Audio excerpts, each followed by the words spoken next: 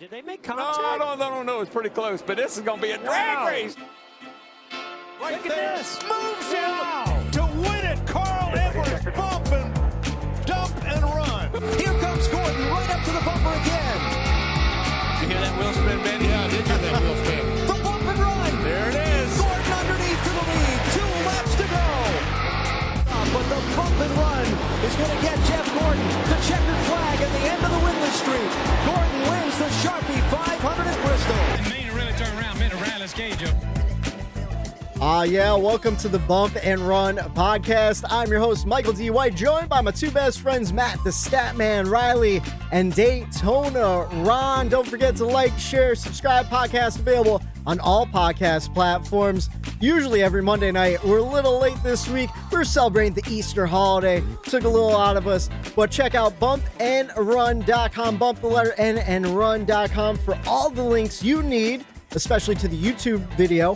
If you're watching on YouTube, like, share, and subscribe. Shout out to all the friends of the show. Meant to give a shout out to Shatner last week. He's always liking and sharing our YouTube page on his Facebook page. If you're enjoying the show, share it, tell a friend. Let's get the word out. Spread the word. Spread the butt cheeks. Let's get into some NASCAR news. How was everyone's weekend? Oh, great. I am just warning everyone right now. We're in a giggly mood today. We're in a good mood. We are in a giggly mood. This might be a free-spirited edition here today. Well, you want to what? I feel refreshed. I feel energized. We have the week off from NASCAR, but a whole bunch of NASCAR news happened. And first of all, how's your Easter? You guys enjoy the Easter Bunny? Bring everything you need? Some chocolate eggs and some Reese's Cups? It was a relaxing weekend, man. It really was. It was good to see, the family and everything. And, the only thing that sucked about the weekend was no NASCAR, so I'm ready to get back into it. I tell you what, it's always a good time. Easter's a great time. These homemade chocolate eggs, like chocolate peanut butter eggs. Oh yeah. And any store bought just isn't the same compared to my aunt's homemade Easter chocolate eggs. They're so good. I love that about Easter. Did you save any for us? Did you bring enough for the classroom? You're making my mouth water here. I ate both of them that night on Sunday. They were gone. They didn't stand a chance, brother. You know what killed me about Easter, though, is, of course, there's no NASCAR. I kept forgetting what day it was throughout the weekend because I had Friday off, so that felt like a Saturday. Saturday felt like a Sunday. Sunday felt like I don't even know what's going on Sunday. So I'm excited for this weekend. Still going to throw us off a little bit because we were going night racing Saturday night under the lights of Martinsville. Maybe. Hey. I know. You started. Don't even speak it. Don't even speak it. You started this before the Bristol race, and we got rained out. I don't even want to talk about the weather. I'm just assuming it's going to be beautiful Saturday night. We'll talk about the Martinsville race coming up, but first, let's touch on some NASCAR news. Speaking of rain, last week NASCAR did some wet weather testing. Of course, we have wet weather tires for road courses, and they were testing a variant for the short track package, something that maybe could be used at Martinsville or Richmond. And according to Kyle Larson, he was the one out there doing the testing, and he said it seemed promising. We touched on it last week that this isn't the first time they've tested wet weather tires for short tracks. Matt, I think you brought up the stat. What was it in 1993? Was it Bobby Labonte or Terry Labonte? It was 95. It was Terry Labonte. Okay, Texas Terry. He didn't like him. Also at Martinsville. He said he didn't like them. He said it was scary. It was too slick on the gas, too slick on the brakes, just all around terrifying. But it seems Kyle Larson had a good time out there. Seems promising. Makes me wonder, of course, we're not going to go racing in the wet while it's raining, but maybe cut down on some track drying times. Because how long does it usually take to dry a track? Maybe an hour or two? Well, it depends. I mean, the bigger tracks, as we know with Pocono, it could take anywhere from 2.5, 3.5 hours. Yeah. The smaller tracks like this weekend in Martinsville, if it does rain, as long as it's not an absolute soaker, you're looking at about an hour and a half to get those tracks dried. But if this wet tire works, they can get it to a point where maybe within 45 minutes or something, And I'm just ballparking, but they can cut down on that time, get them back out there while the surface is still a little damp, and like you said, cut down on the red flag times. That's what I think too. The weepers, I think they play a big role too. So this tire is like, okay, even after they dry the track, there's some tracks too that are so old they have weepers, which are little cracks where the water will seep up through, and that'll cause certain parts of the racetrack to be wet, but the others, they stay dry.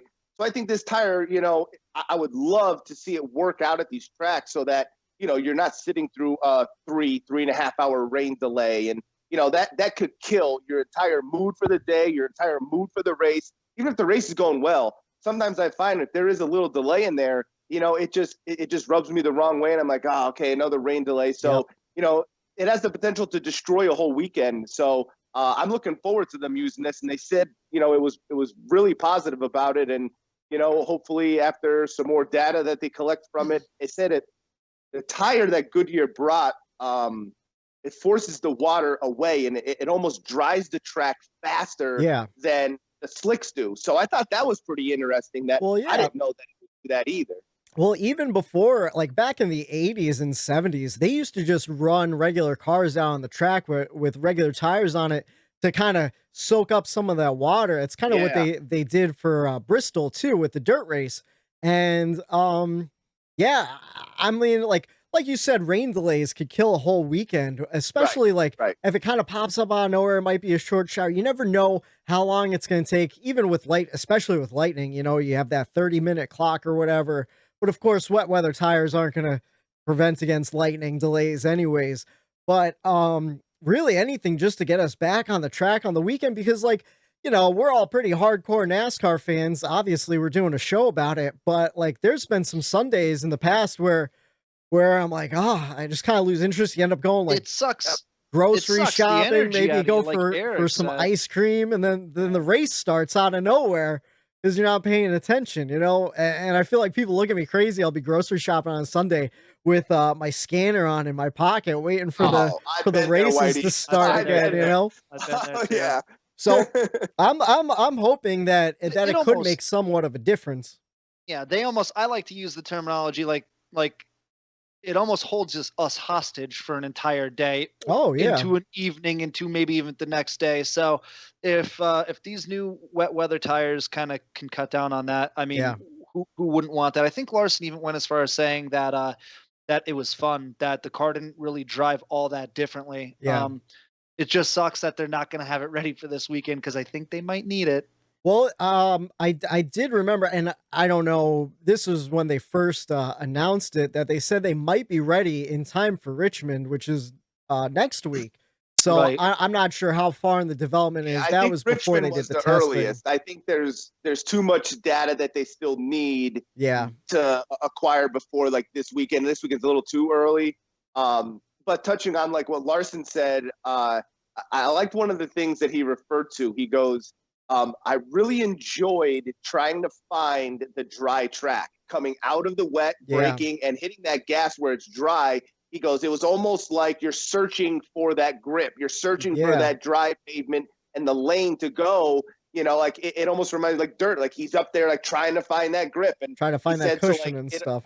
Right. So racing in the wet might be, might actually put on a really good product on the racetrack. That'd be pretty interesting. Better than original, but the way he was describing it, driving almost like a dirt track, finding the grip and really searching around it, it intrigued me. I would be interested in that. Another piece of news that came out last week, not really news, but everyone's favorite mystery man, Carl Edwards, made an appearance on NASCAR Race Hub on FS1, and not really stirred the pot a little bit, but I kind of just talked about the the high downforce package, how he's not really a fan of it, and maybe if they got rid of it, he would do a one-off race or something like that, just because there wasn't really much going on. I wanted to know, who do you think, someone that's retired besides Dale Jr., Matt, would you like to see come back for a one-off race and maybe a specific track you would like to see them at? Well, when you sent that question out to us earlier this week, I purposely left Dale Jr. off of it because that's my obvious answer. Plus, he comes back once a year for an Xfinity Series race anyway. Right. So I picked Tony Stewart, and I'm assuming it has to be someone who's alive, right? Just for the fair sake of this game. I picked Tony Stewart, and the reason being is because when he was driving, when he was racing, I didn't like him. I disliked him. And then towards the last maybe, I don't know, 4 or 5 years of his career, I really started to appreciate him. So I picked Tony just for the specific fact of, I didn't get to appreciate him when he was racing. I didn't like him. And I would love to see, he was such an aggressive driver. He always had something interesting and fun to say after the race, whether you agreed with it or not. There was always a talking point coming out after Tony Stewart did an interview. So I would pick him just because I would like to appreciate him just a little bit more. As far as the track, I don't have a specific one in mind, just any track. And I would love to see him go out there and perform like he did in his prime. Yeah. Well, he was actually, he was trying to run a race at Indy at the road course last year. Of course, COVID threw a wrench in that plans. We never ended up going to Indy in 2020. So maybe sometime in the future.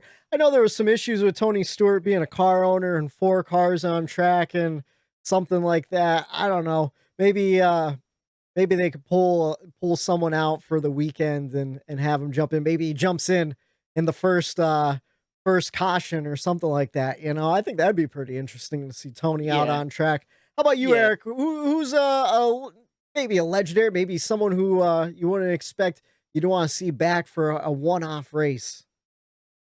When I heard that question, I was thinking, I'm like, do I go like someone like Matt? Like, like I didn't appreciate or I never got to see race, even if they are, past, like who I would like to see. But I'm like, you know what? After that Bristol dirt race, the excitement of Jeff Gordon when they were on that dirt, like, I would love to see him come back and get in that car and see what he could do on that dirt. Because man, did he seem excited about that dirt track race? And oh man, I wish I was still racing. I wish I could be out there in the car. And anytime I see that kind of enthusiasm out of an athlete that you could tell they really love the sport that they're doing, and he loves to drive, and that excitement like that. I couldn't stand him, but I always appreciate and respect the passion that he has, and it really shows. So I'd like to see him come back and run on the dirt. I tell you what, I agree with you too, and I was never a Jeff Gordon fan as a kid. As an adult, honestly, I'm not a big fan of him as a broadcaster either.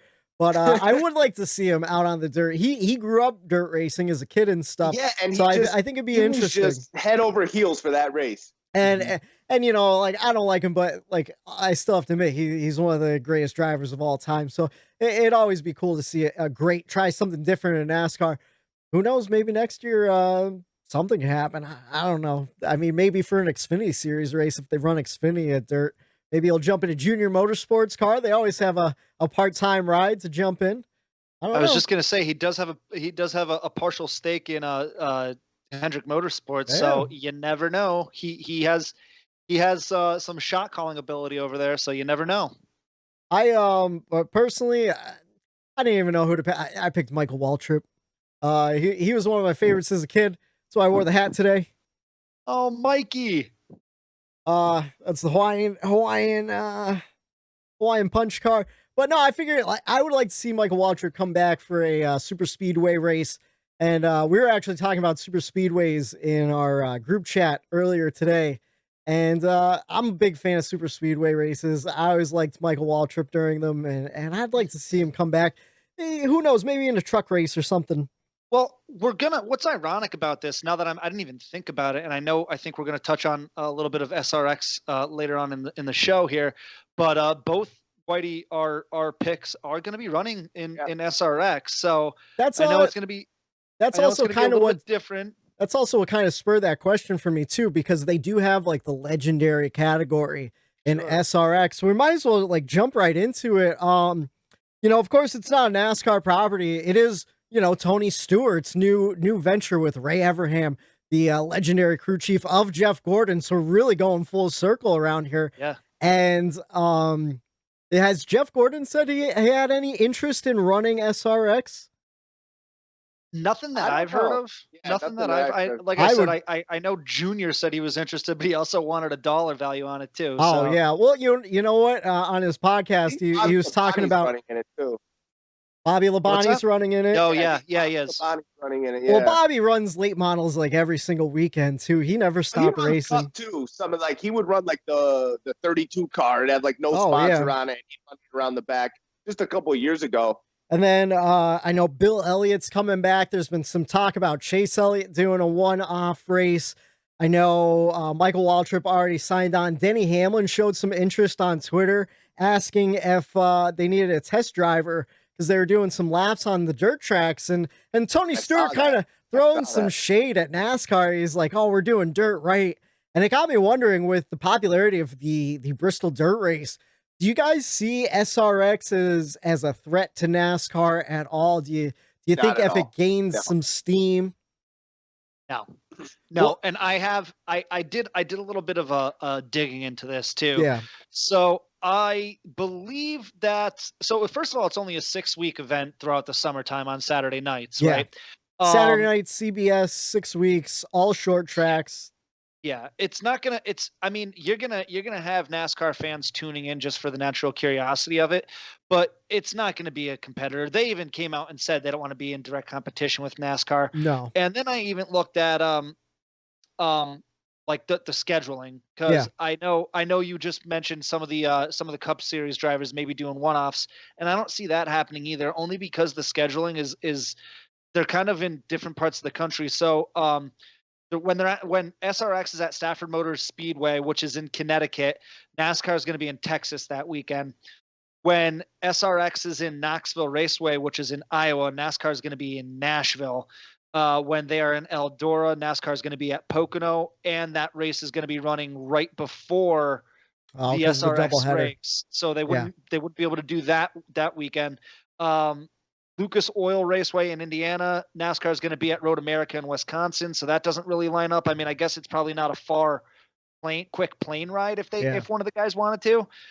When SRX is at Slinger Speedway, which is in Wisconsin, NASCAR is going to be down in Atlanta, and then the last one, when SRX is at the Nashville Fairgrounds, which is obviously in Tennessee, NASCAR is going to be up in New Hampshire. So to me, it doesn't seem like the scheduling really lines up too well.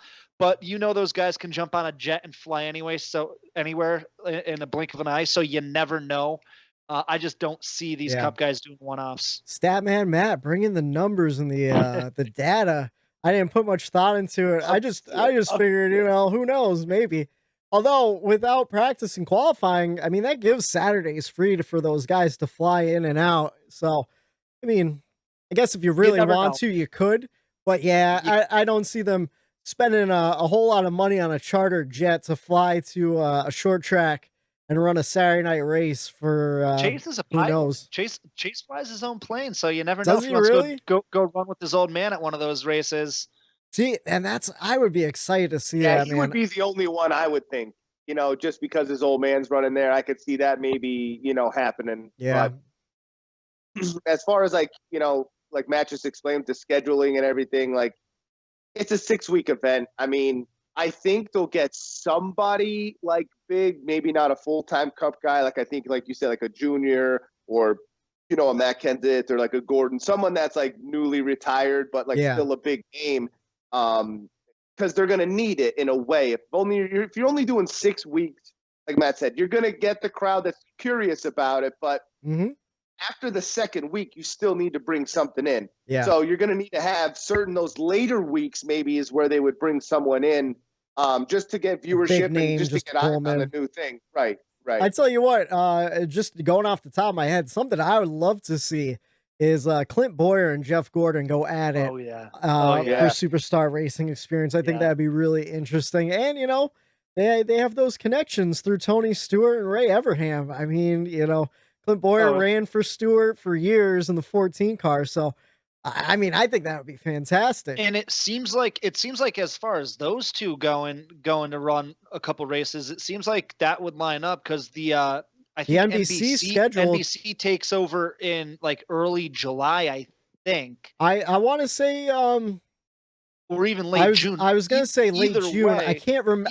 remember who had the Pocono doubleheader last year. Yeah, because in way, years past, SRX was NBC. I think it was NBC. Was it NBC? Yeah. Okay. Yeah. SRX runs from June 12th through their last race is July 17th. So there'd at least be one or two races, open for Gordon and Boyer to get out there and put their money where their mouth is and let them go at it. I think that would be actually a cool cross promotion too. I think it would be too. I don't know how willing Tony Stewart is to willing to work really with NASCAR in their promotion right now. Yeah, because I know he is disgruntled with them, but like I said before, you never know, and anything's really possible.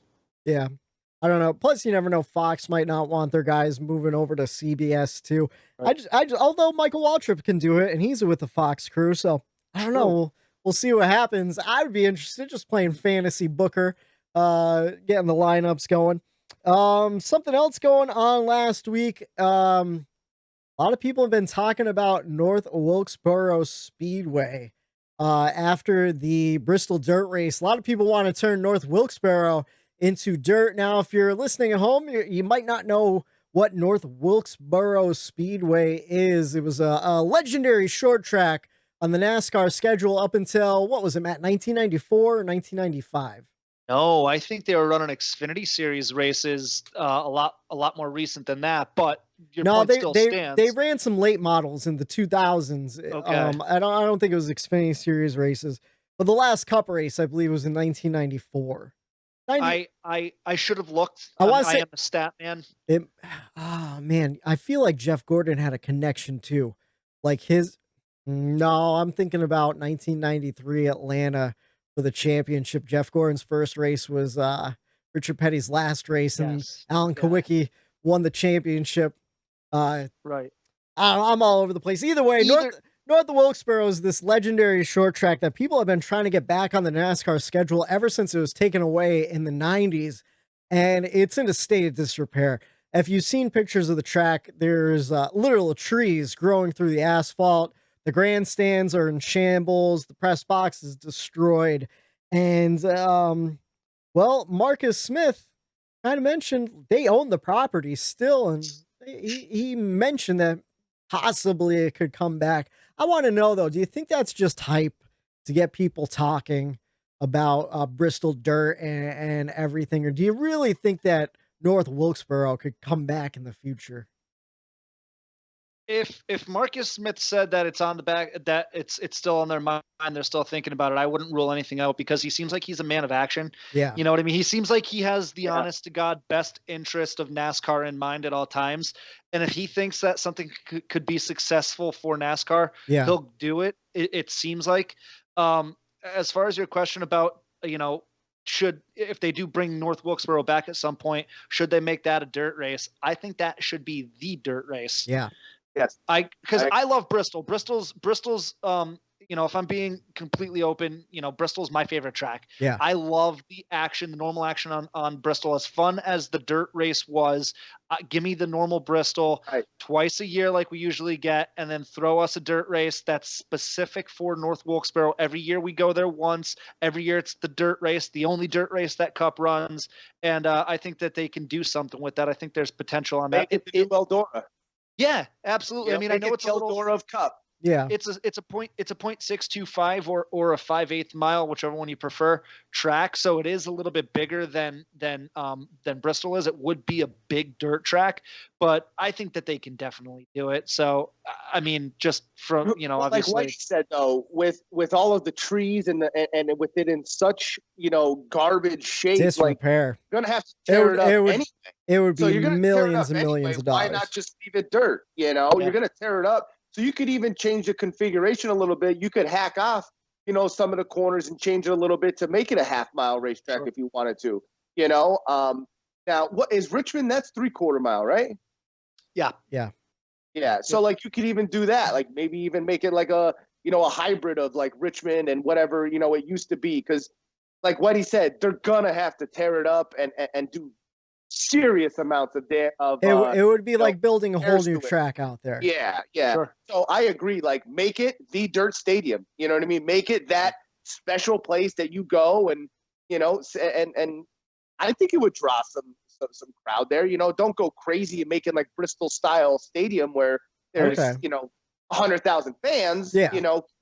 Keep it In modest. fact, I think you would want to keep it limited capacity, maybe 40,000 people. That way, it makes it a draw where you're like, oh, I got to get my tickets before they sell out. It gives it that local dirt race feel to it as well. Sure. Like that could be a thing too. Like give it the whole atmosphere of you're going to a dirt race, not you're going to a cup race that just so happens to be trying to run on dirt this week. Make it like feel like you're going to a dirt race. It's like Eldora. One of my favorite parts of Eldora is they have that hill there where people just throw blankets down and go. Yeah. And, that just gives you the feel of a Saturday night, going with your buddies or your family out to the local short track. And if they did something like that, where they gave it that feel, like Eric said, I think they could definitely do it the right way. And Marcus Smith is a smart guy, like I said before. So I'm sure he's thinking of all options right now. Yeah. And here's the thing, like Marcus Smith, straight up promoter though. So maybe he's just doing it to build some buzz, around his other tracks because they own a lot of properties. My whole thing is he willing to give up a race somewhere to put North Wilkesboro on the schedule? He has 2 dates at Bristol. Do you give up the spring date at Bristol to run North Wilkesboro on dirt? I don't know. We will see. It should be interesting. I'm sure we'll be talking about it. I mean, people have been talking about North Wilkesboro. Another mile and a half to fit that in. They'll hack another mile and a half off the track. Yeah. I can't see them getting rid of 2 Bristol races, to put that one in there because the both short tracks, I can see them hacking out like the second Atlanta that they never should have added. They should have never added a second. Like what are those other ones? Like Kentucky, like those races that just are just absolute friggin' snooze fest. Like Texas, get rid of Texas altogether. Well, let's stay at Coda. I haven't seen a lap on the Coda track yet. Let's stay at Coda. Get rid of Texas Motor Speedway. Eddie Gossage would never let that happen. No, the crazy bastard who runs. Like I thought Texas put on some good shows. Like I like Texas for once a year. I don't like Texas for twice a year. But that's definitely not twice a year. But I remember Texas. I don't know. Maybe it was just a rules package at the time that they just ran well at Texas, maybe. But I don't know what happened at that racetrack recently. Well, there was a repave and some reconfiguration and stuff. Yeah. I think Texas is best for IndyCar oval, but that's just personal preference of mine. NASCAR. I mean, last year my guy Tyler Reddick had a good run, so maybe he could have a good run this year. And I'll be eating my words. Definitely don't want to see an all-star race in Texas. Not looking forward to that. Unless they do something crazy. I mean, like you said though, Eddie Gossage, he's a madman promoter. Who knows what he has in store for the all-star race? They might do that whole figure 8 thing that Tony Stewart was talking about back in the day. So throw some school buses on track. I pray to God they don't do that. Yeah, that would just be asinine. Absolutely ridiculous. Speaking of some lost speedways, did you see today that Peacock renewed Dale Jr.'s show, Lost Speedways? Are you guys interested in that? Did you watch the first season at all? Yeah, I mean, not. Oh, Eric, I did not. You're doing yourself a disservice. I don't got cable or nothing. It's on Peacock. It's free on Peacock. You don't have to pay for Peacock. It's part of just the app. I don't think. I didn't know that. I have no idea how to get on Peacock, to be honest with you. I feel like if I have NBC Sports app, like I could just watch that then? Isn't that what it is? Isn't NBC Peacock or what? Yes, it is an NBC affiliate. I think the app is just called Peacock. I don't think I pay for it. I should probably check on that. Anyway, you're doing yourself a disservice. So I recently have just become like really into the history of NASCAR just because, obviously we love this sport so much and I want to know as much. I want to be as knowledgeable as I possibly can be about the sport. And what this show does is it goes to all these different speedways that are no longer being run at. A lot of them, some of them aren't even there anymore. There's strip malls or whatever, trees growing up, and Dale and his producer Matt Dillner go to these different tracks and they find out the story behind them, why they shut down, who are some of the famous, racers that raced on these tracks. And they paint a really good picture of the history of these tracks. It's really, really cool. You'll learn a lot. And I highly suggest it. So yeah, I'm definitely excited for season 2. You know what I would like to see? I would like to see a lot of speedways at Nazareth Speedway. They might. I know Junior not too long ago tweeted about something about Nazareth, and they didn't release what tracks are on this upcoming season. So you never know. Just the configuration of that track always interests me. The way it kind of slopes downhill into turn one and everything. Kind of like North Wilkesboro Speedway. I don't know if you guys knew that. The front stretch goes uphill and the back stretch goes downhill, which doesn't make any sense in my mind. I guess they ran out of money while they were building it, so they just kind of left it that way. But it's not a huge slope, but it is a slope up and down. Yeah, that's. I didn't even know that until they did the iRacing there last year. You could feel it in iRacing too. I was racing on it a couple weeks ago, and it feels weird because you kind of come over the crest. It's kind of like a roller coaster. It's pretty neat until you get smashed in the back of your car and you wreck out for the race. I've been wrecking out on iRacing real bad lately. Not with the bump and run on the side, are you? Oh yeah, our name is tarnished on iRacing. There was a guy bitching at me yesterday and today. The same guy. We keep ending up in the same races together, and he is not a fan of me. I don't know if he's listening to the podcast. I'm sure he's not, because you know what? He doesn't have to be a fan. Just like, rate, and subscribe. Yeah. And you want to, folks, if you're listening, go on iTunes, rate us, give us a comment, hit us up on the Bump and Run podcast Facebook page. Like, share, subscribe to that. Tell us what you like about the show. We need some feedback. We want to make sure we're giving you the best product possible. Kind of like NASCAR tries to do every week. This weekend, they're going to Martinsville Speedway. We'll talk a little bit about that in a bit. But first, that pretty much does it for news. I mean, today there was a next-gen test at Darlington. My boy Tyler Reddick was doing a tire test for Darlington because, of course, next-gen cars have, what is it, 18-inch wheelbase, an 18-inch rim. So they were doing some tire testing there. Apparently, he said the tire fall-off was insane for Darlington. So they're still working out. The wall too. He gave the next-gen car its first Darlington stripe. He did, and you want to know what? I'm a little proud of him for that one. Testing out those composite bodies looked pretty good. You know, from the I would have done the same thing. I would have just purposely went, you know what, let me put a little scratch on this. I mean, if you're at Darlington, you don't get a Darlington stripe. Are you even trying? Right. You know, are you putting down hot laps or not? You know? And you know he likes to ride up there close to that wall, Whitey. Yeah, he does. I'm just hoping that it shows for next season. Kind of thinking about 2022. Do you think the next gen car is going to even out? Do you think we'll see another season like we're seeing so far, with so many different winners in the beginning of the season, just as teams kind of acclimate to the car and try to figure things out? Or do you think one team's going to get it real quick, like a Joe Gibbs or an SHR or a Hendrick, and then just kind of run away with the beginning of the season, kind of like 2019 with the new downforce package and Joe Gibbs? Because for a while, Gibbs was on fire in 2019 and everyone kind of caught up. What do you guys think will happen with the next gen car? Do you think it's too early to tell?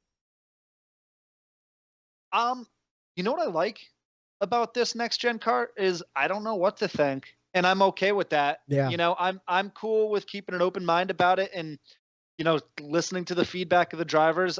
I don't drive the car. Yeah. You know, so what do I care? As long as it puts on a great show on the track, that's really all I care about as a fan.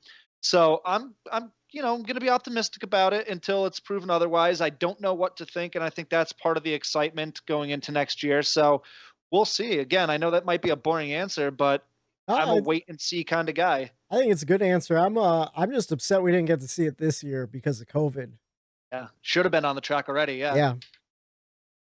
Speaking of, I believe, Matt, you said what date is it? They're gonna have the big unveil for a reveal for all the manufacturers of what the cars will look like for everybody. May 5th. So coming up here in just under a month. I think it's a Wednesday. Not that matters, but yeah, May 5th, they're going to unveil the cars, Ford, Chevy, and Toyota. So it's going to be cool to see what they look like. I know we've seen, videos of the test cars and everything like that, but I'm assuming they'll probably have, you know, it retrofitted to look just like each manufacturer. And I'm assuming they'll probably have, you know, some paint schemes from some of the guys on there to give you a real good look at it. What I'm curious about, and I don't even think we've talked about this at all in any of the episodes, is that there is rumors that they're going to slide that number back from dead center of the door to back towards that rear wheel. So I'm curious if that'll be part of the unveil too. Yeah, what do you guys think about the whole number placement controversy over the last few years? You know what? It doesn't really affect me that much because I've seen some schemes where it actually looked really good. Yeah. There's some that looked absolutely horrendous. Yeah. And it's like, yeah, that will turn me off. Do not do that. But then other people, you know, they had some schemes that I'm like, you know what? I could get down with that. It doesn't look that bad. So to me, I am a paint scheme guy. I hit that. You know, I love a good paint scheme on a car, and especially at night under the lights. But as far as where the number placement is, it doesn't really bother me all that much.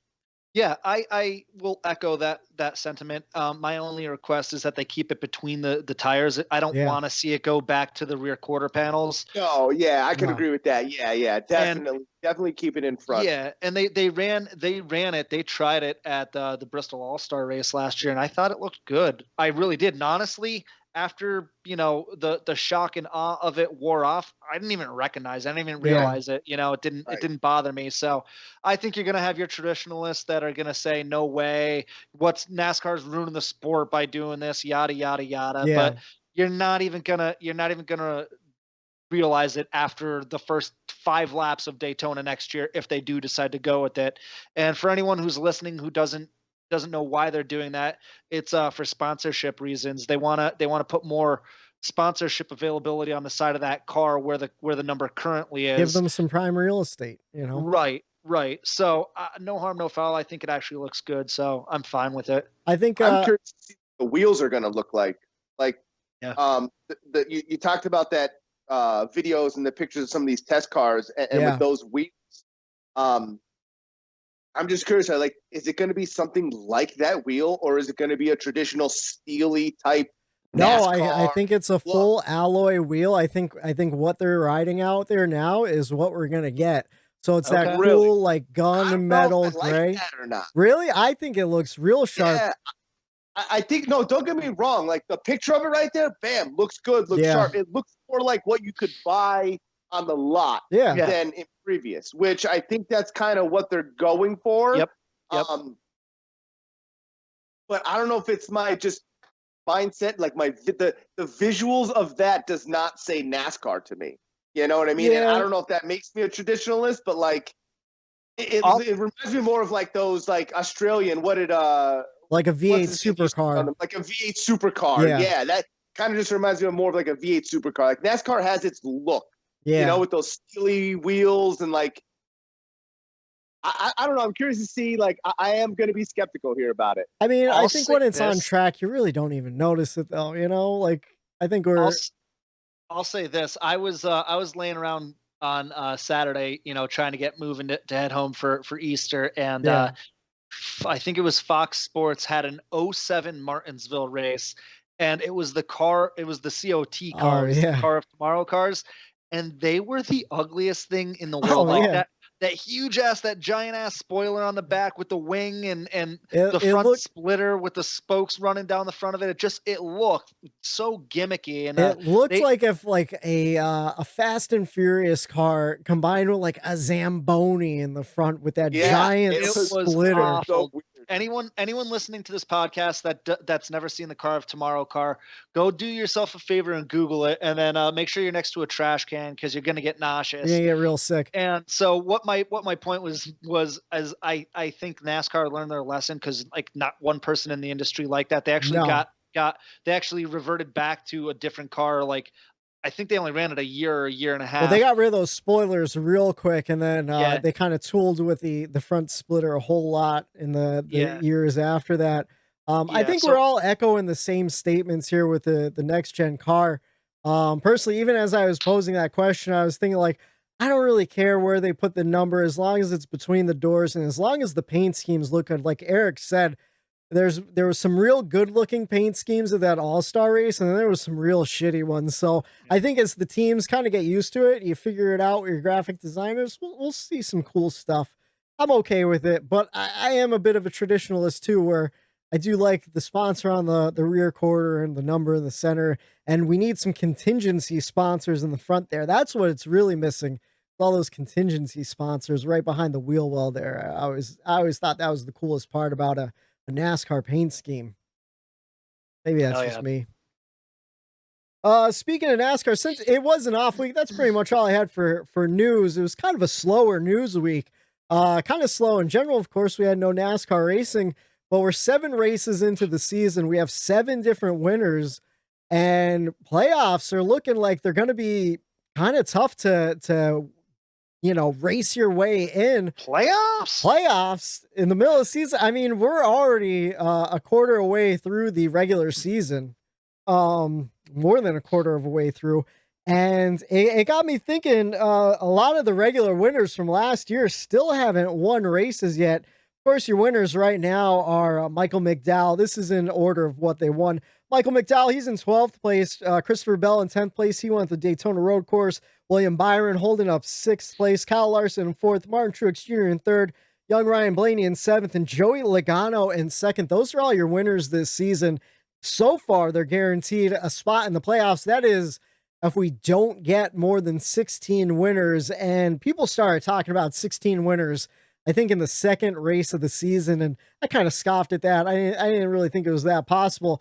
But as we're starting to see the parity in the races, what do you guys think? Do you think the playoffs are going to be like fighting your way in, have to win to get in near the end, or do you think some of these teams will start catching up?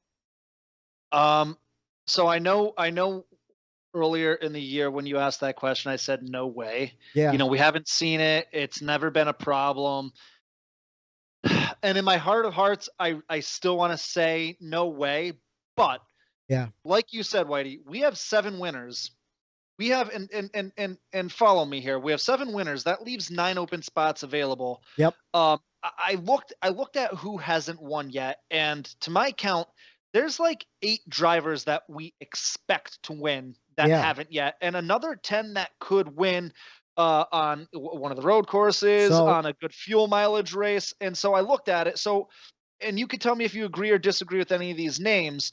The people who we expect to win who haven't. Yeah. Harvick, Hamlin, Chase Elliott, Kyle Busch, Kurt Busch, Bowman, Keselowski, and Austin Dillon, who's a multi-time winner, and he's shown speed this year. So that's why I put him in that list, because I don't think any of us are allowed to be, shocked if Austin won a race. I won't be shocked if Austin Dillon wins a race. I'm just not putting him as a guaranteed win this season, although really no win is guaranteed. I like RCR this year, man. So do I. Putting out some great equipment. Equipment out of the RCR right now, Austin Dillon's running in 11th place. He's been real consistent. He was really good at Richmond the last year. The 2 times they went, we're coming up on Richmond. Maybe he'll win at the action track down in Virginia. Won the Coke 600. We have the Coke 600 coming up. So, I mean, there's races that he could win, and we're not allowed to be surprised. Absolutely. And then I took a look, and then there's another.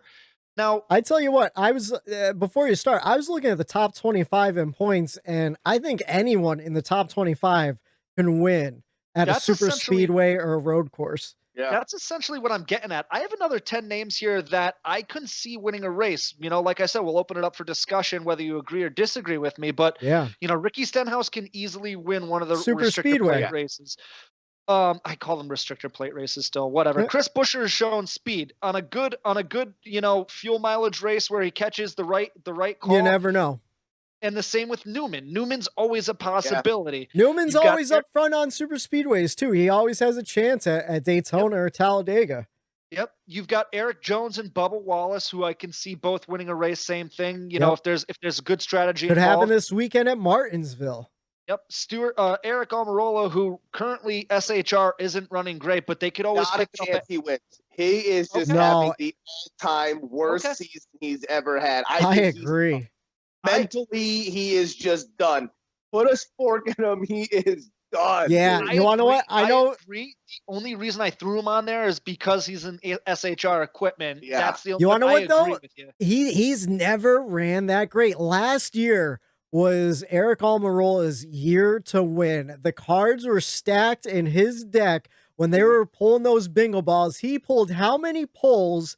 He ran in the top 10 how many times and just couldn't get it done. Yep. Even rookie Cole Custer got it done. Now that was a lucky restart. I'll give him that. But still, he was in position to win.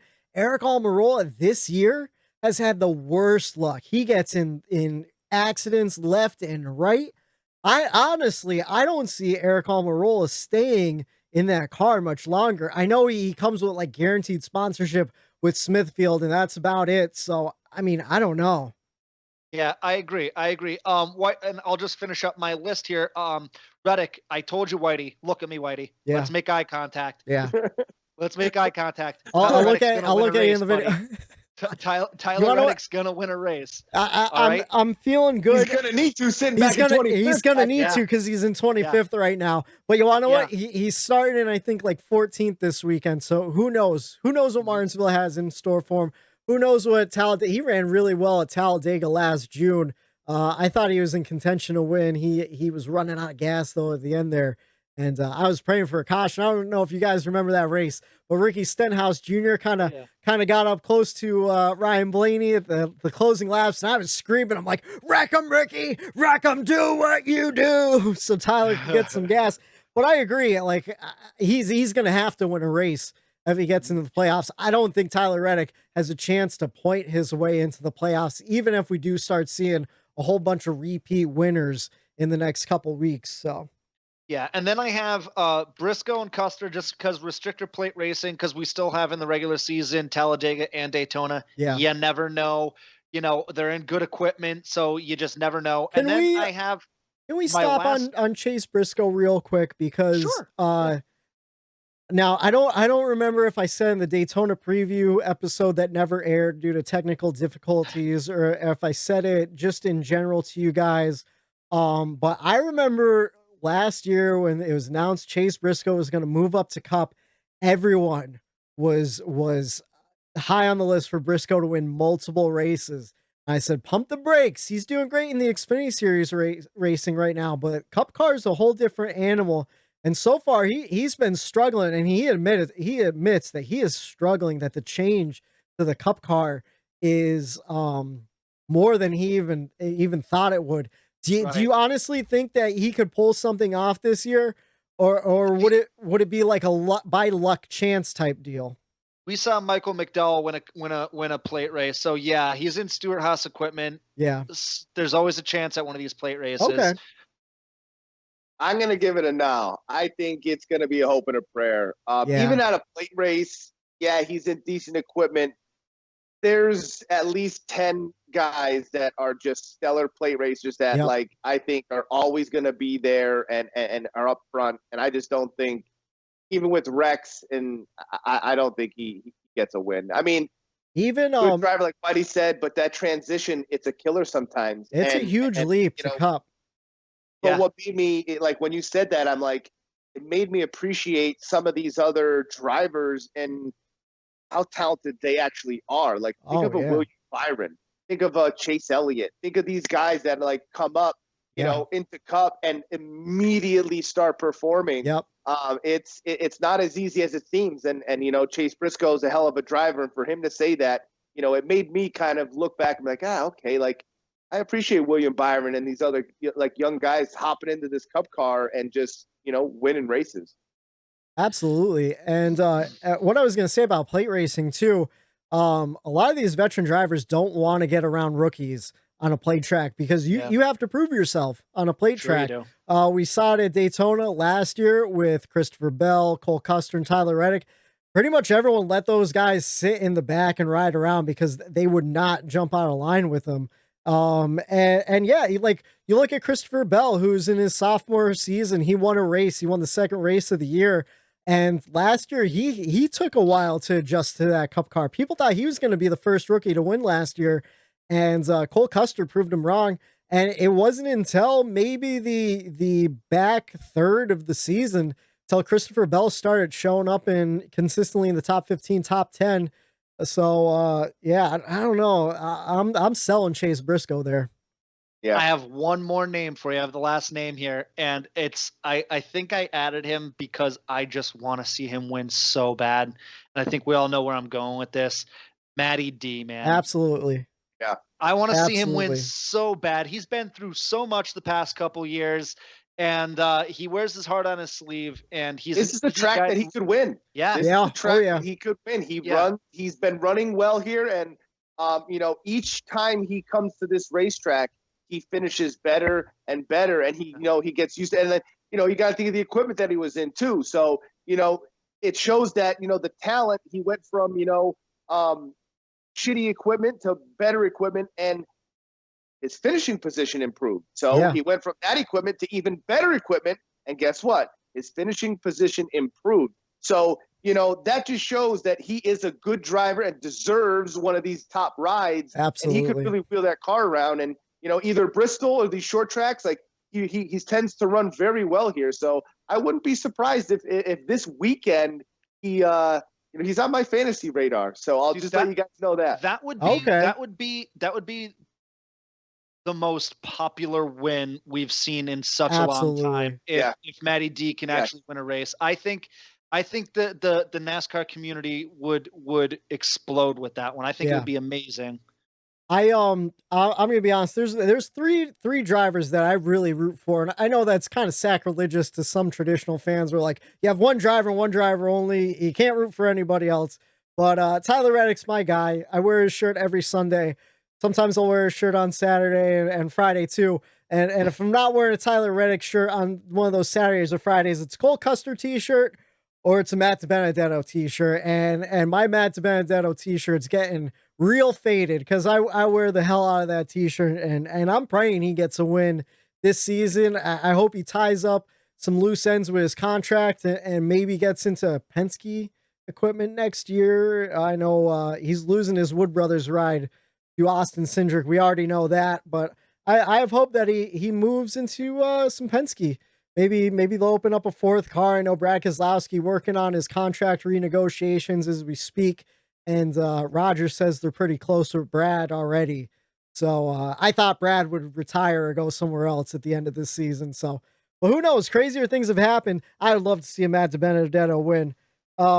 Is that all the guys you're looking at to win a race this season? That's what I've got. I know that's freaking half the field, but that's the thing right now this season. Who knows? Half the field can win. I mean, we almost saw Daniel Suarez in contention to win last week. And I'm putting him on the list too for a new team. A lot of people this past week were comparing Trackhouse Racing and 2311 Racing, of course, brand new teams.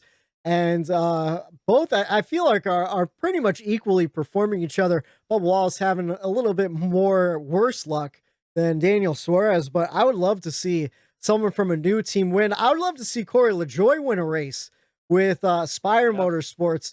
Although they've had the worst luck of all the brand new teams. No, not going to happen. What do you think is going on? Great guy. He's one of those guys that is going to ride around and, he's going to get some. He's going to be one of the first wrecks in a race. He's going to be Corey LaJoie. Either he blows his motor, blows a tire, something happens. And that's what I don't understand about Corey LaJoie and Spire Motorsports so far this year, because they're getting their bodies from Ganassi. They're getting their engines from Hendrick. I don't know why they're blowing motors unless he's doing something wrong. Maybe he's missing shifts or something. He's holding out the RPMs too long. I don't know. But I would love to see Corey LaJoie start performing here, especially in the year where it seems everyone's got a shot, Yeah, and I thought it was an important distinction that I made before as far as the two different groups of people that we expect to win, people that we would almost be surprised if they don't get a win. And then that next tier down of the realistically, that second tier, they could win, but so not one of those drivers, might win. So let's look at the people we expect to win. First of all, Denny Hamlin sitting in first place. Probably he is the most consistent driver this season. Still hasn't gotten his win. That's just a matter of time. It's coming any day. It could happen this weekend. It could happen next weekend, and I wouldn't be surprised. we got some short track racing. So who knows what'll happen with Denny. Brad Keselowski, another great short track driver. And Eric, you alluded to your fantasy team. Brad's going to be on my fantasy team this week, no doubt. Penske knows how to put out a short track car like no other. And I've got stats. Do for you? later. Okay, For all right. later. We'll get into that. Kevin Harvick. People have been worried about Kevin Harvick. I think people are sounding the alarm a little too early on Kevin Harvick, because if anyone was running as well as Kevin Harvick has been running, they'd be like, oh, he's doing great. It's because it's Kevin Harvick. And last year he won 9 races. Before last year, Jimmy Johnson treatment he's getting now. Yeah, you know, but you want to so high of expectation for him that like he could run literally 10th every week, which would be stellar for any other team. And people are bitching that Harvick, there's something wrong with the Harvick camp, and it's like, but he's getting that Jimmy Johnson treatment, which it's well deserved. You know, for Harvick and how he ran. But you're exactly right, Whitey. Well, here's the thing, too. Last year, I feel like was such an anomaly with the 9 wins, because you look at the 2019 season, it took until Harvick, Pocono race number 2 of the year in July to win, right? It was Pocono, right? Or no?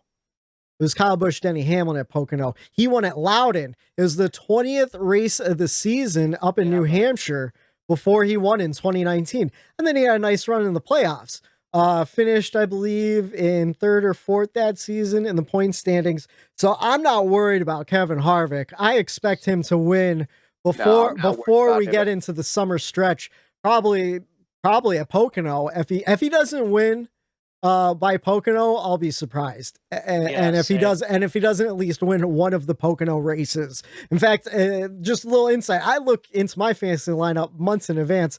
I'm saving Denny Hamlin and Kevin Harvick for Pocono, both races all day long. I'm making sure I have 2 spots left for them for my asset allocations. We'll go Chase Elliott, defending champion. Do you think he's having a bit of a slump with defending the championship, kind of like Kyle Busch had last year? Do you think just winning the championship took something out of him, or do you think the win's coming? I mean, right now he's the 3rd best driver at Hendrick, when last year he was the best driver at Hendrick. You know my answer. Yeah. He's going to win. He's going to win. And I'll leave it at that. Kyle Busch. You know, the thing with Chase, he tends to start this way. That's true. Tends to be his seasons and how they go. Like, he starts slow, everyone gets nervous. Ooh, what's wrong with Chase? Like you're saying with Harvick. Oh, what's happening? Like, and the thing with Chase is he's very, to me, Jeff Gordon-esque as far as his expression. He's very just he's calm, monotone. cool, collected. Never gets really bent out of shape. You never see him get fired up. Yeah. He has his mindset, and he knows what he has to do. He's at work. Oh, yeah. And, you know, every week he's just at work, and you know, he's doing everything he can. They're piecing it together there. And that's kind of where, you know, Kyle Busch always was good, because he would piece together. He wouldn't panic. Okay, get this together, him and his crew chief, and you'll get to those wins. Absolutely. You know? So Chase is one of those guys where, Matt, you nailed it. He's going to win a race. Even like, how much bad luck did he have last year in the beginning of the season? There were so many races he should have won that he was either taken out of by a bad move late in the race. When they came back from the COVID break, I mean, he could have went like 3 or 4, races in a row that he right in a row, And I don't like playing the if game or the could have game, but it's true. So I'm not worried about him. He's coming up. He's going to be entering some really good tracks for him the next month or 2. So I'm not worried. I think he's going to get a win. I also, the next guy on the list here, Kyle Busch. Yeah, I mean, right now he's sitting in 11th place, and people are saying he's doing terrible. So we expected it last year, and it took up until the 3rd to last race of the season, or 3rd or 4th last race of the season for him to win a race. So I don't know what's going on with that. I mean, the one thing that he has going for him is that Joe Gibbs Racing is running well. Obviously, his teammate Denny is the most consistent driver we have out there. So Martin Truex Jr. doing phenomenal so far too. Yeah. I'm not having practice kills Kyle Busch. Yeah. I think he really likes to dial his car in. I think he's very picky in how his car responds to the racetrack. I think he's picky about, the setup and everything about that car. If it's not up to his liking, and he can't really dial that car in. He's going to get frustrated, and his crew chief's not going to know what to do. And I think that is really hurting Kyle. And last year you see is where it started with him too. We had the ping pong ball thing, and then the qualifying and no practice. And I think that affects certain teams, and other teams it doesn't. But with him, he likes to dial his car in to his liking. Yep. And he hasn't been able to do that. Honestly, though, I don't even think it started as an issue last year. I think it started as an issue way back in 2019. Like I said, his last win of the 2019 season before he won at Homestead for the championship was the second race at Pocono in July. So he went a long stretch without a win. If you count all those races back, he's had 2 wins in 60 some races. So, but again, it's Kyle Busch. You can never count him out. He could go out and win at any track at any time. It all just depends on if luck is on his side and if he catches a good break or not, Yeah. Same with his brother Kurt Busch. I feel like Kurt Busch is always good for at least 1 win a season, and it's usually at a track you kind of don't expect him to win at. He just shows up, So I feel like the same's going to happen to him. Though, is I just looked it up. His average finish right now is 17.6. That's not great. Kurt Busch? Yeah, man. He's only got one top 5, 2 top. Well, he had some issues. 5, 2 top 10s. He's had some issues early on in the season, though. You have to watch his whole race as a whole. I mean, look at his performance at the road course at Daytona. He does have 1 DNF. Yeah, that hurts that average. Yeah, so DNFs absolutely kill. Plus, I mean, Daytona 500, Daytona road course, some bad luck there. I mean, I wouldn't count Kurt Busch out. I wouldn't even look at his average finish, to be honest with you, because, like I said, he'll pull off a win at the most random track. He'll win at New Hampshire or something like that. I don't know. Right about that. He's that driver that just comes out of nowhere, and it's like where did he admits it too? I feel like in the interview, right when he gets out of the car, he's like, "Whoo, man, I never thought I'd win here." Yeah. Oh yeah. You know what I mean? Like, my car was a mess in the first half of that race. I had a shit car. I was upset, but hey, a win's a win. Win's a win. That's Kurt Busch. I tell you what, the older Kurt Busch gets, the more I like him as a driver and a person. 100%. And I feel like he's still only like 32. Well, you want to know why? Because Kyle Busch is only 33 years old or 34 years old. So, like, I don't know how much of a difference is in age. But again, he's another one of those guys that started when he was 18 years old or 19 years old. Like, he skipped trucks, he skipped Xfinity Series, he went right into Cup at a really young age, and well, he's been around forever. Sure has. Another guy, Alex Bowman. I think it's just a matter of time. I feel like Bowman's another guy that just it'll be his weekend, one weekend, and that's where he scores his win.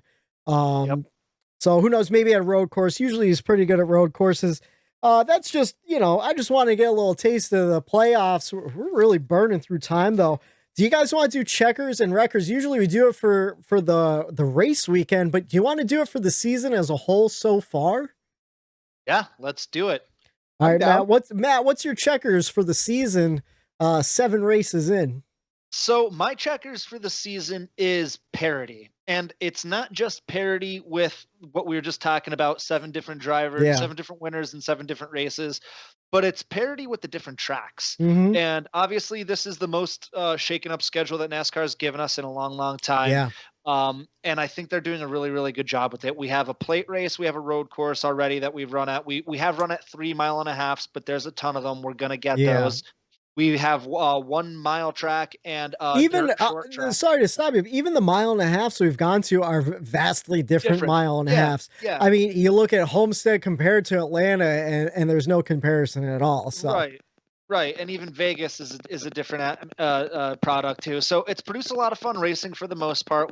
Sans Atlanta, and it's given us different styles and types of racing. So the schedule isn't stagnant. I think for a while there. I mean, I used to, the schedule 2 years ago is what the schedule was for like 20 years. I was able to tell you blank just when I put on paper the schedule in order from. It's like, from oh yeah, Daytona all the way to next week is gonna be New Hampshire. Yeah. I was able to do it right in a row, and now I can't. I have to look at the schedule, but that's a good thing. It's new, it's fresh. We've got new tracks, we've got different styles of tracks. They did a good job of mixing them together, so we're not going to the same tracks week in and week out. So my checkers is parity on all fronts there, and then my wreckers, until it changes, boys, we've said it a million times. I've probably mentioned it every show, and I'll continue to mention every show, it's the late start times. I'll complain about it until it's changed. That's all I have to say. I've already said it enough times, so that's all I have to say. I tell you what, though, if the start time is the only complaint for the season, I think that's they're doing good. They're doing pretty absolutely. well. I actually struggled. That I actually had to force that records because there's not much as a whole. Not much to complain about so far that I can complain about. Yeah, I agree. I had a tough time too. Trying to find a record. I figured out my record on my way home from work today. I'm like, you want to know what? That's what I'm going to go with. And Eric, I don't know what your records is, so I hope we don't have the same. But what's your checkers first? My checkers, I'm just giving it to Hendrick Motorsports. I just think that Hendrick Motorsports, they they're just they're the cream of the crop right now. In my eyes, I just feel like the drivers that they have out there, the way that they've been running, just the balls on them for taking in a young William Byron, signing the Kyle Larson to the 5, and taking a chance on him and dealing with the media scrutiny, and that was a big risk, and they knew the reward, and they got it with his win. They got it with William Byron already with the win, and like we talked about Bowman. He's having a little bit of a mental year, I think, where, little laps in his, missed a couple of shifts here and there, and he screwed up a little bit on the racetrack. But, and we touched the defending champ as part of that Hendrick team, and he's been running well too. Yeah. So I gave it to Hendrick. I looked at it as a whole, and, I'm not real biased when it comes to a lot of the sport. I like the sport, and like you touched on a little bit earlier, Whitey, I don't just follow Eric Jones. I like, watching other drivers, and, I enjoy seeing Chase win, and basically, if my buddy's guy wins, I root for my buddy's driver. Oh, yeah. So, I feel the exact same way. As long as it's not Joey Logano, I'll root for any of my friends' drivers as long as it's not Joey Logano.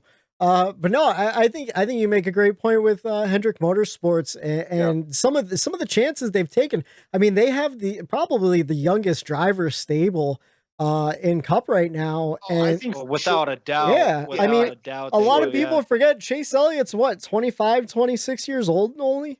William Byron's 25 or 26, maybe even 24. No, I think he's younger. Really? I think that team is just scary to me right now. Yeah. The way that they're performing, and Bowman is going to find his feet are going to come underneath him, and at some point in time he's going to start running well too. So. Bowman's in a new car. I mean, he's got the same crew chief, but I believe the pit crew and everything is the old Jimmy Johnson pit crew. So, I mean, there's some adjusting there too. And I think Hendrick Motorsports, a lot of people were worried about Hendrick Motorsports for a couple of years there, saying like, what happened to them? They fell off. And they got old. And you want to know what? They're young and they're looking promising. And they have probably another 10 years, maybe, of dominance ahead of them, depending. It really all depends on the research and development too, and what this next gen car has in store. How about your records? What's your records for the season so far? I think we touched on it a little bit earlier in the week via text message. Just the Fox broadcast. I'm just not a fan of it. I just think their camera shots are just trash. They always they'll focus on just like the leader, even though if he has a 3-second gap. They don't cycle back through the field enough for me. I can't stand the broadcast. It just drives me insane that they don't even. I feel like Mike Joy gets told in his ear what to say and what the topics are, and then he feeds that to Gordon and Boyer, and then that feels like scripted, and they don't go offbeat of what. I understand their sponsors. I understand, certain teams might want a little more in the TV deal and show this guy versus that guy. You have popular drivers and the not popular drivers. I get it. But like Matt touched earlier, there's 25 drivers in the field that could potentially win a race this year. And I've seen maybe 10 of those guys. In my eyes, there's battles going on at like 15th, like through 18th, like, you know, like these guys are battling hard all throughout, and they're just not showing it. They might bring it up. Oh, here it is. So what is in this position? And then they move on. But yeah, I don't know. I just wasn't real impressed with the Fox with just the broadcast as far as the cameras. I like Jeff and Clint. I like what they do, like in their little skits. Yeah, their skits are okay. You know, they were interesting. I like the skits. I'm talking more the camera angles, how they shoot the race, showing the action on the track. You know, I'll say this too. Sorry, Whitey, I didn't mean to. No, you're good. I'll say this too, and I think, you know, I agree. Like I've almost tried forcing myself, like give him a chance, he'll give him time, right? And because I like all three of them, you know, yeah. I like Mike Joy, Jeff Gordon, and I love Clint Boyer. I think his personality is phenomenal. I think their pit reporters are great. Who can forget Larry Mack is the best that there is. Larry Mack is the crown jewel of the Fox broadcast every week. But I think what ruins it for me is that I hold that NBC broadcast to a whole different level. They're the best. And I find myself, whether it's fair or not, I find myself comparing the Fox and NBC broadcasts, and to me, it's not even close. You know, not even close, Matt. Not even close. So comparing the two broadcasts, in my opinion, I think Fox has the better pre-show. I'm not a big fan of like the Kyle Petty and Dale Jarrett kind of deal. I think Fox does a better job at that. I think Fox does a better job with the graphics. I like the ticker on the side showing the whole field. I don't like the ticker on top of NBC. It takes too long to scroll through. It's too hard to follow, because to follow those battles in the middle like that, sometimes that's where our guys end up sometimes, you know? But I do appreciate NBC for focusing on those battles too, though. And I think a lot has to do with Dale Jr. and Jeff Burton focusing on those, you know, and Steve Letarte on how knowledgeable he is. Steve with the Letarte, stuff that's going on with I could listen to Steve Letarte call a fuel strategy race any day of the week. He makes them so exciting. Jeff Burton really adds to that. And a lot of people like to shit on Rick Allen, but I think Rick Allen. So do I. I love Rick Allen. Rick Allen is an OG. I love Rick Allen. I feel like Rick Allen made the call of the year last year, and it was at Texas. It was that Wednesday night after we waited all week, and it was Kyle Busch in his pit box, and Rick Allen called. He goes, "Watch the jack man slowly drop the jack down to get as much gas into the tank as possible." Like those little things build the excitement of a race, especially a fuel mileage race. I think those guys knock it out of the park every single time. Attention to detail. Yeah. That's what they do. They understand those battles mean something back of the field to people. And, it's something to them. And I feel like it is too. Yeah. I'm sorry, I cut you off again. No, you're good. It's the chemistry. Those guys, I know Junior said a bunch of times that with the tracks that are closer, they'll all get into the same car together, like us three would, and go to the race together, and they're buddies, and they talk, and they get to know each other more. Oh yeah, and they go golfing all together. They go on vacations together on their boats to like Bermuda and stuff. Like they're all buddies. So the chemistry is huge with something like that. And I think with the whole Mike Joy, Jeff Gordon, and Clint Boyer thing, and I'm just guessing. Obviously, we don't know these guys. But I don't think that they're all hanging out at the the local bar. I don't think so either. I think they show up to work, they do their job, and I think they do their job well. I'm not trying to shit on them. Yeah. I think that's what it is.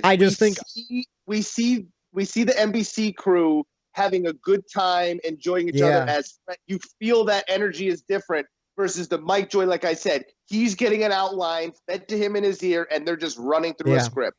You know, the only thing I don't like about the NBC broadcast, though, sometimes Jeff Burton's voice gets a little too high when he gets excited, throws me off a little bit. I'm like, Jeff, that's okay, though. I'm like, Jeff, calm down. Yeah, but he started real high, you know. But you know, and even back to like, let's shit on Fox again. I remember it was the Homestead race on the morning drive the next day. People were giving their black flags and checker flags for the weekend, and someone complained about Fox's coverage of the winner.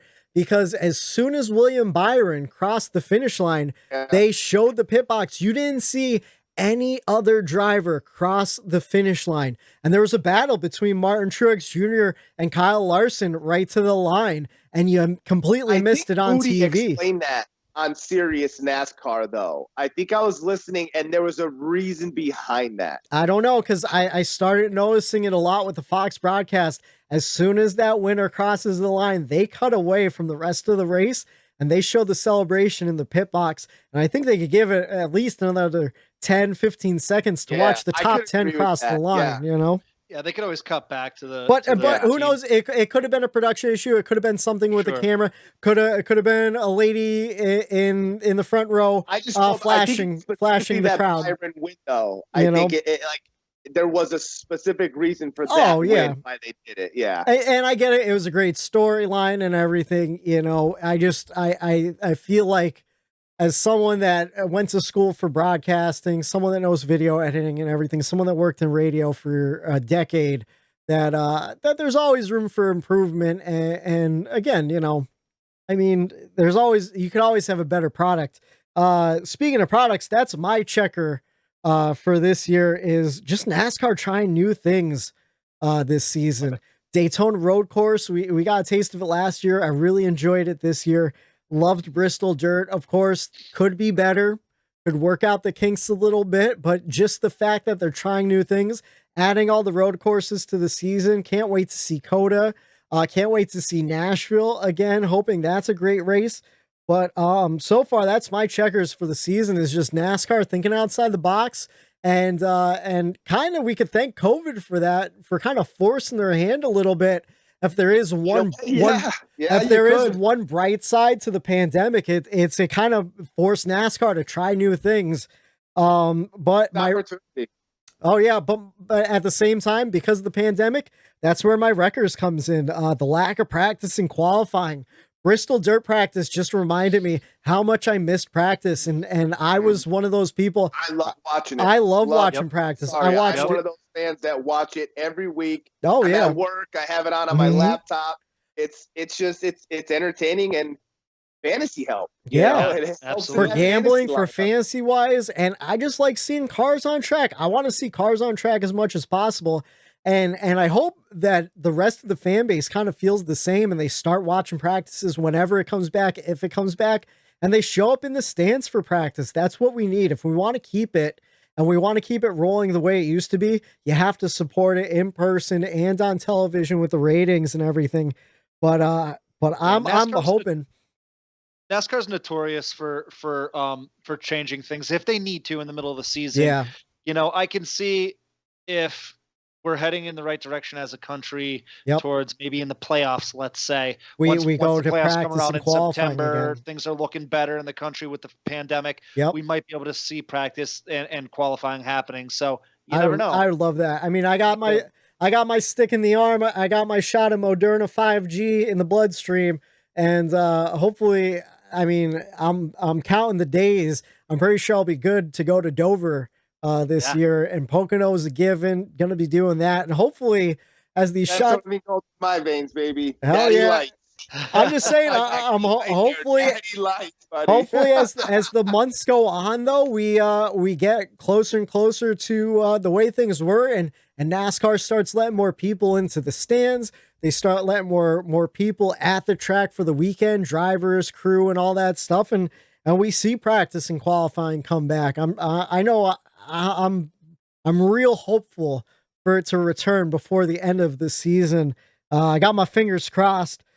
But yeah, that's pretty much my checkers and records for the season so far. But we got a race coming up this Saturday, under the lights, 500 miles in Martinsville for the 72nd annual Blue-Emu Maximum Pain Relief 500 at Martinsville Speedway. It goes down this Saturday night, 7:30 start time on FS1.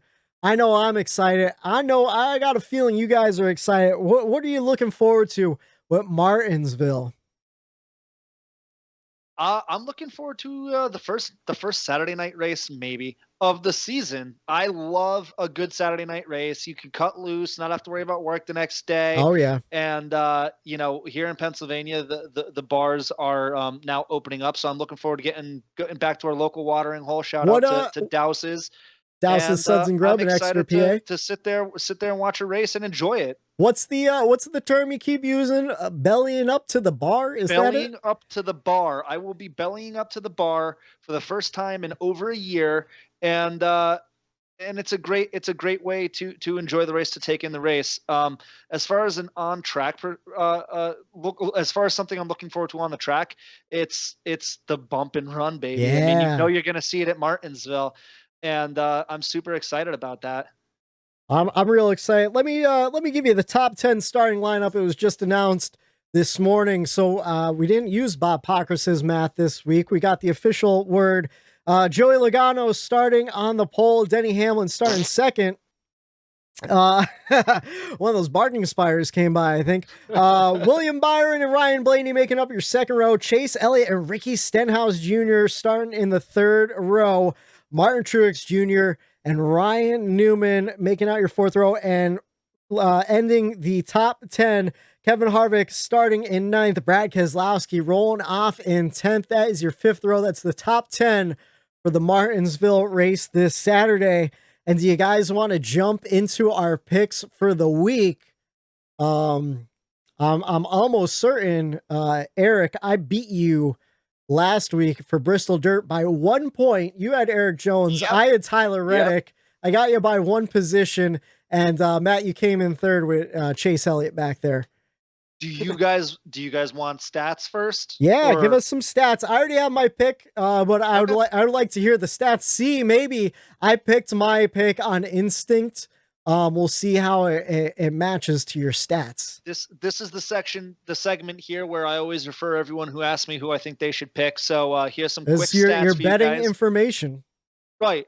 So I always do the last four races. So top 10s, these drivers are the only ones who have average finishes in the top 10. It's Keselowski with the best at a 2.8 finish, Blaney with a 3.2 finish, Kurt Busch and MTJ, Martin Truex Jr., both with an average finish of 8th, and then Logano an 8.5. You've got, as far as wins in the last four races, you've got Martin Truex Jr. with 2, and then Keselowski and Elliott with 1 each.